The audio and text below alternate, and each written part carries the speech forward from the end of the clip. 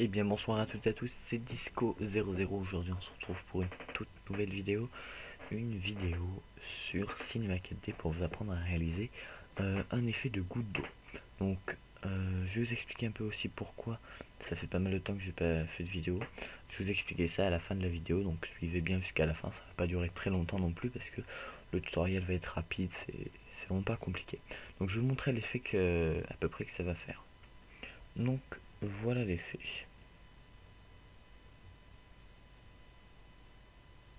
Hop, on va mettre ça en boucle pour que vous voyez un peu. Alors, les petits ralentissements, c'est la vidéo, mais normalement c'est très fluide, ne vous inquiétez pas pour ça. Donc, un effet qui est assez sympa et surtout que je trouve assez réaliste. Le seul truc que je trouve un peu moins réaliste, c'est le fond HDRI que j'ai mis en fond, que j'ai mis derrière, mais c'est pas grave. Donc, on est parti. Donc, la première chose à faire, c'est de créer une sphère. Donc, très simple. Une sphère, donc vous allez augmenter les segments à peu près à 40. Hop, voilà. Et dans cette sphère, vous allez ajouter un déplaceur. Donc, comme ceci, et vous allez glisser le déplaceur dans la sphère. Voilà, donc pour l'instant c'est très simple. Maintenant je vais vous expliquer comment paramétrer le déplaceur avec les ombrages. Donc vous allez cliquer sur l'option ombrage, aller dans matériaux et vous allez sélectionner bruit. Voilà. Donc là, vous pouvez voir, c'est mince. C'est vraiment tout sauf beau. Hein, c'est absolument moche. Ne vous inquiétez pas. Vous allez cliquer sur la matière que vous avez sélectionnée, donc bruit, hop, on clique dessus. Hop, qu'est-ce qu'il y avait tout à l'heure, mince. Oh bordel. Attendez, je fais une petite ellipse parce que j'ai déréglé les trucs de base et j'ai un peu la flemme de... Donc c'est bon, on se retrouve, on clique sur la matière. Hop, voilà. Et nous allons aller dans échelle globale, qui se trouve ici, et on va le mettre à 400. Hop.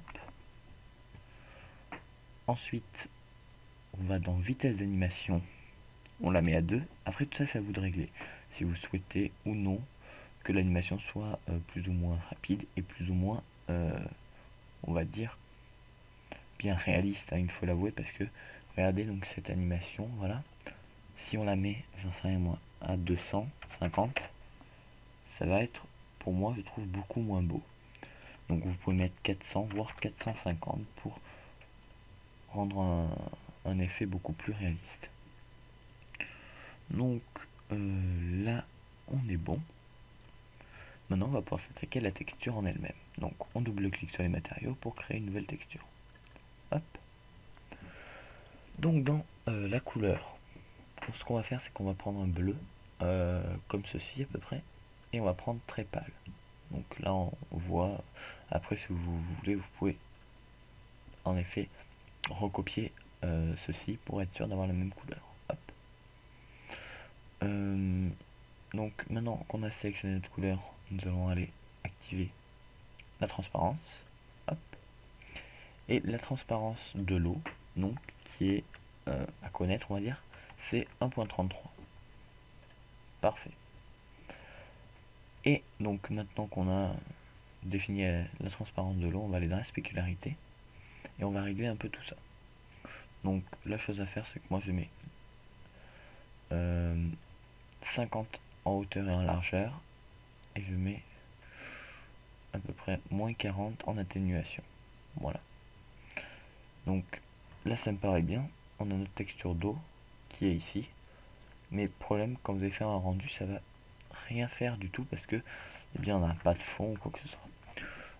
Pour avoir un rendu optimal, je vous conseille de créer un ciel. Hop. Et dans ce ciel, eh bien, d'importer une image HDRI. Alors HDRI, ça correspond à quoi en fait? Une image HDRI, c'est une image qui est adaptée au format 3D, c'est-à-dire qui va avoir, bien lorsqu'on va tourner autour, on va pouvoir voir toute l'image, enfin, vous allez voir à quoi ça correspond. Donc vous glissez votre image HDRI, hop. Oui, voilà. Donc là, comme vous pouvez voir, le rendu, là on voit rien du tout parce que on fait pas de rendu, enfin j'ai mis les réglages pour éviter que ça bug trop. Sauf que quand on fait un rendu, regardez, hop, hein, magie, c'est tout de suite un peu plus joli. Donc on peut faire des rendus sur plusieurs angles. Si on veut faire, on peut faire un rendu comme ceci sur le parterre. Voilà. Et lorsqu'on actionne, regardez, hop, on voit notre boule qui avance. Donc bon, ça me paraît quand même pas mal. Et donc j'ai terminé ce tutoriel pour l'animation d'une bulle d'eau. Donc après, si vous le souhaitez, vous avez juste ajouté une caméra. Vous pouvez tourner autour de votre image HDRI. Vous pouvez faire animer la goutte d'eau, c'est-à-dire elle part d'en haut, elle descend. Par contre, animer une éclaboussure, ça par contre je ne sais pas faire. Il faudra que je me renseigne. Si vous voulez, je vous ferai peut-être un petit tutoriel sur ça. C'est tout sauf sûr parce que ça risque d'être complexe quand même. Mais bon, voilà. Donc, alors moi, comme vous pouvez le voir, mon image HDRI est vraiment pas nette. Mais bon, c'est pas.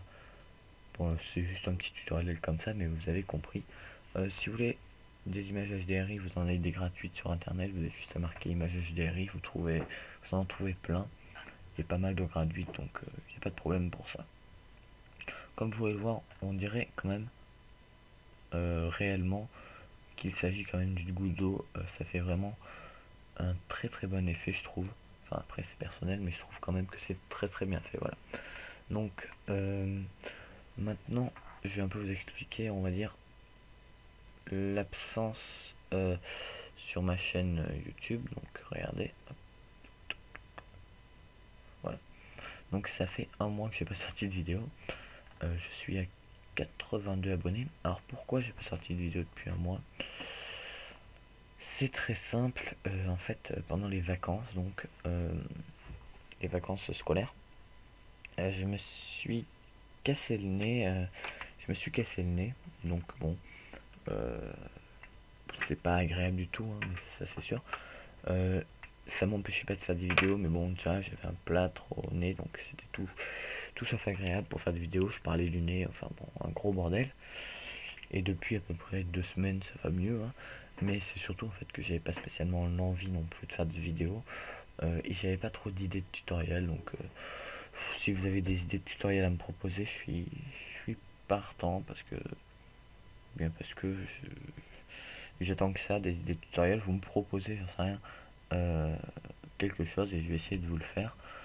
Après ça dépend de ce que c'est, j'en sais rien moi. Si vous me demandez ah ben tu peux faire un tutoriel pour créer un film comme Avengers ou comme ça, ce n'est pas possible. Mais je sais pas, des petits tutoriels avec Cinema 4D ou même de la programmation ou quoi que ce soit, eh bien je rechercherai, je vous montrerai tout ça. Voilà. Donc j'espère que ce tuto vous a plu. Et je remercie les personnes qui sont restées jusqu'à la fin de ce tutoriel pour entendre, on va dire, un peu mes malheurs. Mais bon, ça c'est ma vie privée, mais surtout que ça faisait pas mal de temps que j'avais pas fait de vidéo, donc je voulais quand même vous prévenir que c'était normal. Voilà. Donc normalement je vais reprendre un rythme normal des vidéos, c'est-à-dire une vidéo par semaine, pas plus, pas moins, je pense, parce que bon, pour moi c'est assez régulier une vidéo par semaine, parce que je suis pas là pour non plus faire des vidéos tous les jours 24 heures sur 24, mais bon, voilà. Donc je vous remercie d'être sur ma chaîne parce que vous êtes 82, voilà. Et je vous dis et bien à bientôt pour un prochain tutoriel.